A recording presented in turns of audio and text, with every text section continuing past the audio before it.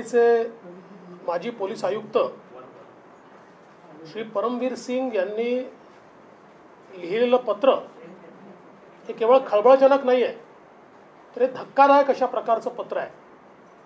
महाराष्ट्राच्या इतिहासामध्ये DG रँकच्या ऑफिसरनी इतक्या खुलेपणानं गृहमंत्र्यांबद्दल अशा प्रकारचं पत्र लिहिण्याची पहिलीच वेळ आहे.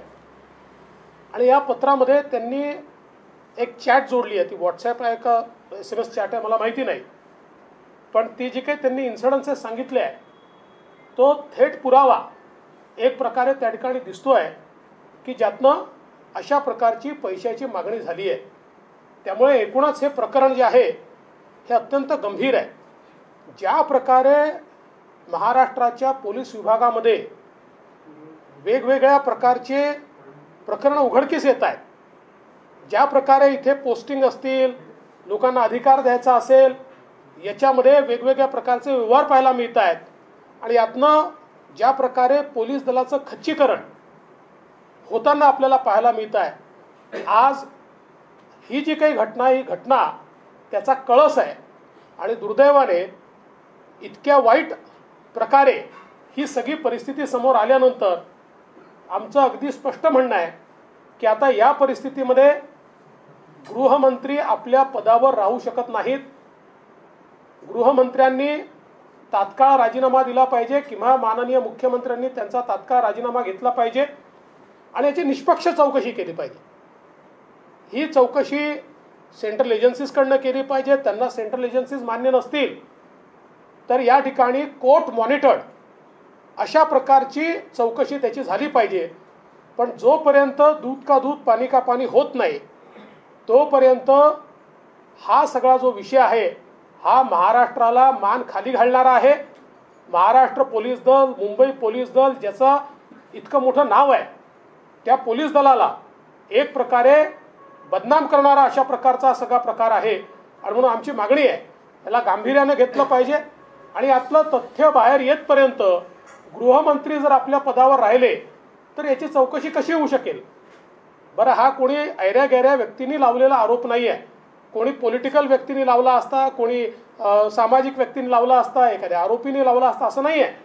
हा राज्यामध्ये सर्व्हिंग DG यांनी लावलेला हा आरोप आहे. आणि म्हणून आम्हाला असं वाटतं की तात्काळ अत्यंत कडक कारवाई या संदर्भातली झाली पाहिजे. अनिल देशमुखांनी उत्तर दिलेलं आहे की परमवीर सिंग यांनी स्वतःला वाचवण्यासाठी तसेच पुढच्या कायदेशीर कारवाईपासून स्वतःचा बचाव करण्यासाठी हा खोटा आरोप केलेला आहे. त्यातला प्रश्न एवढाच आहे की अगदी आपण 1 मिनिटाकरता हे समजून घेतलं की बाबा हा आरोप त्यांनी केला आहे, तरी देखील त्यातलं गांभीर्य हे आहे की जी काही त्यांनी चॅट त्याच्यामध्ये जोडली आहे हा थेट पुरावा आहे. त्यामुळे असा पुरावा जर त्या ठिकाणी येत असेल तर हे प्रकरण गंभीर होतं. आणि म्हणून मला असं वाटतं की अशा प्रकारचं उत्तर देण्याच्या ऐवजी या संदर्भात त्यांनी अतिशय स्पष्ट नैतिक भूमिका घेतली पाहिजे. आणि मुख्यमंत्र्यांनी तात्काळ या संदर्भात ॲक्शन घेऊन मला असं वाटतं की जे काही ते बोलत असतात ते कृतीत उतरवून दाखवलं पाहिजे. मुख्यमंत्र्यांना सुद्धा ह्या बाबतीत आपण सांगितलं असल्याचं या पत्रामध्ये नमूद केलंय. त्यावेळेला मुख्यमंत्र्यांनी स्वतःहून काहीही कारवाई केली नाही. काय त्यांची मजबुरी असेल? मला हे देखील गंभीर वाटतं. जर श्री परमवीर सिंग यांनी माननीय मुख्यमंत्र्यांच्या नजरेसे आणलं असेल तर त्याच्यावर त्यांनी तात्काळ कारवाई करायला पाहिजे होती. कदाचित आपलं सरकार वाचवण्याच्या नादामध्ये किंवा याचं सरकार आपलं त्या ठिकाणी जाऊ शकतं असा संशय आल्यामुळे त्याच्याकडे दुर्लक्ष करण्याचं काम हे माननीय मुख्यमंत्र्यांनी केलं असेल. पण अशा प्रकरणाकडे दुर्लक्ष करणं म्हणजे राज्य धोक्यात टाकणं आहे. आणि म्हणून मला असं वाटतं की तात्काळ ही कारवाई झालीच पाहिजे.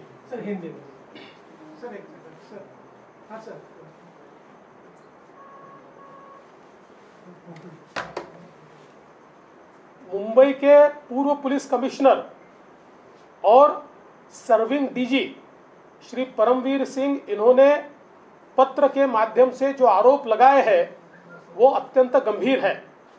मैं तो ऐसा मानता हूं कि जो जिलेटिन की स्टिक्स मिली है उससे भी ज़्यादा विस्फोटक इस प्रकार के ये सारे के सारे आरोप दिखाई पड़ते हैं. विशेष रूप से इन आरोपों की गंभीरता इसलिए भी बढ़ती है कि ये आरोप एक सर्विंग डीजी ने लगाए हुए हैं और इन आरोपों के साथ उसकी पुष्टि करने के लिए उन्होंने व्हाट्सएप चैट या SMS चैट, जो भी कुछ वो समझ में नहीं आ रहा उस लेटर में से कौन सी चैट है, लेकिन जो चैट उन्होंने लगाई हुई है इसमें बिल्कुल स्पष्टता के साथ वो जिनके साथ बातचीत हो रही है वो कह रहे हैं कि इतने रेस्टोरेंट से इतने पैसे, इतने बार से इतने पैसे, इतना पैसा जमा करने को बोला है।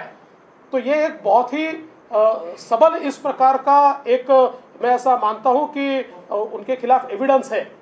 ऐसे समय हमारी मांग है कि गृह मंत्री जी ने तुरंत इस्तीफा देना चाहिए, वो नहीं देते तो उनको मुख्यमंत्री जी ने हटाना चाहिए और इसकी निष्पक्ष जांच होनी चाहिए। या तो केंद्रीय एजेंसीज इसकी जांच करे और अगर इसमें राज्य सरकार को ये लगता है कि हमको केंद्रीय एजेंसी से नहीं करनी है तो कोर्ट मॉनिटर्ड इंक्वायरी इसकी होनी चाहिए। लेकिन कोई भी इंक्वायरी तभी सफल हो पाएगी जब एक सर्विंग गृह मंत्री ये अपने पद से दूर होंगे और उसके बाद इसकी उच्च स्तरीय जांच होगी। मुझे ऐसा लगता है महाराष्ट्र के इतिहास में मैंने इतने वर्षों में ये कभी नहीं देखा कि डीजी रैंक का व्यक्ति और जो सर्विंग डीजी है और जो मुंबई के CP रहे हैं, ऐसा व्यक्ति सीधे मुख्यमंत्री जी को पत्र लिखकर इतने एविडेंस के साथ ये सारी बातें कहते। और इसमें महत्व की बात यह है कि उन्होंने मुख्यमंत्री जी को ये भी कहा है कि ये सारी बात मैंने आपको बताई थी। तो फिर मुख्यमंत्री जी ने उसके ऊपर कार्रवाई क्यों नहीं की?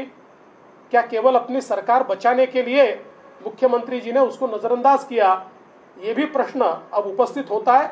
हमारी मांग है कि तुरंत गृह मंत्री महाराष्ट्र इनको उनके पद से हटाया जाए, या तो वो इस्तीफा दे या उनको हटाया जाए और इसकी निष्पक्ष जांच ये तुरंत की जाए। इस प्रकार की हमारी मांग है।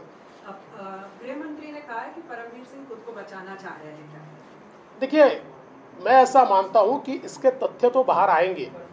सवाल ये नहीं है कि परमवीर सिंह खुद को बचा रहे हैं या नहीं बचा रहे। सवाल इसमें सबसे महत्वपूर्ण ये है कि उन्होंने जो चैट उसके साथ लगाई हुई है, अगर वो चैट सही है तो फिर इतना बड़ा एविडेंस, इतना बड़ा सबूत जब वो लेकर सीधे पत्र लिखते हैं तो इसके बाद केवल ये कहकर नज़रअंदाज नहीं किया जा सकता कि वो खुद को बचाने की कोशिश कर रहे हैं। मुझे ऐसा लगता है ऐसा कहकर नहीं चलेगा। ये बिल्कुल गंभीर मामला है और इस मामले में उन्होंने इस्तीफा देना चाहिए, ऐसी हमारी मांग है।